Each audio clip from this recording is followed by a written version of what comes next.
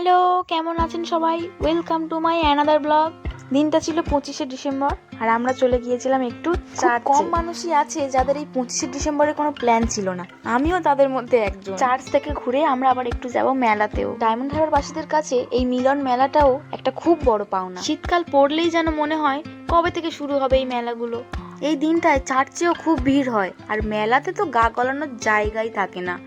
আমরা একটু রাত করে যাওয়ায় সবকিছু একটু ফাঁকাই পেয়েছিলাম। আমরা অবশ্য এই ভিড় এড়ানোর জন্যই রাত করে গিয়েছিলাম। চলে এসেছি আমরা, আর ঢুকেই যেটা নজরে পড়লো সেটা হলো যিশু খ্রিস্টের বিভিন্ন হিস্ট্রি ওনারা তুলে ধরেছেন এখানে। তারপরে দেখা হলো স্যান্টা ক্লসের সাথে, তাই আমিও চলে গেলাম গিফট চাইতে, কিন্তু তা তো দিল না, তাই দু একটা ফটো তুলেই চলে এলাম। দেখুন চারিদিকটা কি সুন্দর লাগছে তাই না?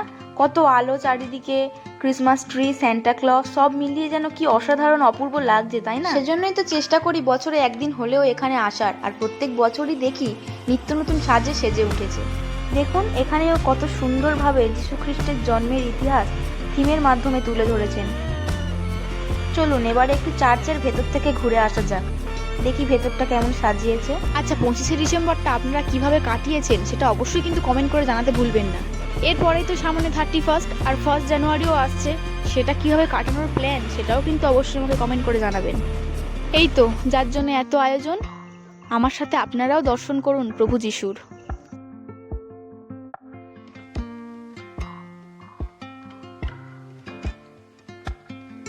চলুন তাহলে এবার একটু মেলা থেকে ঘুরে আসি। বেরিয়ে পড়েছি আমরা মেলায় যাবার জন্য। চলে এসেছি আমরা কাছাকাছি, এটা হলো মেলার গেট, ডায়মন্ড হারবার মিলন মেলা।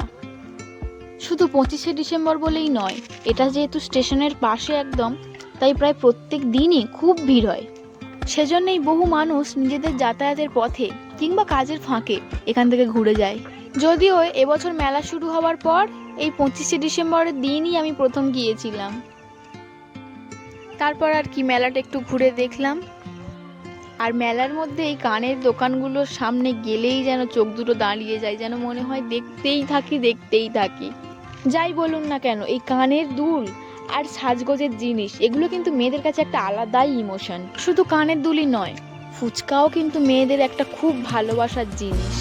আর শুধু মেয়েদের বললেও ভুল হবে, পুরো বাঙালিদের কাছেই ফুচকা হলো একটা আলাদাই ভালোবাসা।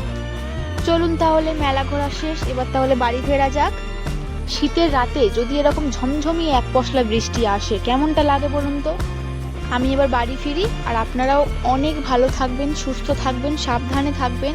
দেখা হবে খুব শিগগিরই নতুন আর একটা ব্লগে। সবাইকে অনেক অনেক ভালোবাসা রইল, আর ভালো লাগলে অবশ্যই লাইক কমেন্ট করবেন। Tata, by.